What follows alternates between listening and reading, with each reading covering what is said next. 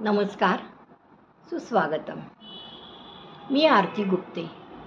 आज मी तुमच्यासमोर सौ सविता उर्फ प्रतिभा पोद्दार यांनी लिहिलेली एक कविता सादर करत आहे. कवितेचं शीर्षक आहे सळसळते तारुण्य. ऐकूया तर. कवयित्री आहेत सौ सविता उर्फ प्रतिभा पोद्दार.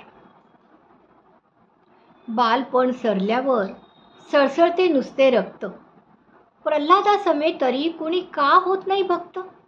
विवेकानंद, नांगरे पाटील अंगात नाही घुसत, तारुण्यात पाऊल टाकता नाही आई बापाला पुसत. पोटाला चिमटा घेऊन शिकवतात आई बाप, म्हणून त्यांच्या डोक्याला देऊ नये कधी ताप.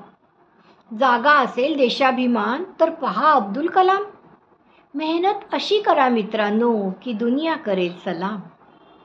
16वं वरीस धोक्याचं समजू नका अजिबात, सळसळत्या तारुण्याची उजळू दे तेजोमय वात.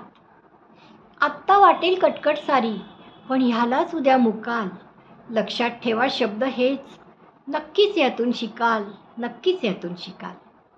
धन्यवाद. लेखिका सौ सविता उर्फ प्रतिभा पोद्दार आणि सादर करती आरती गुप्ते.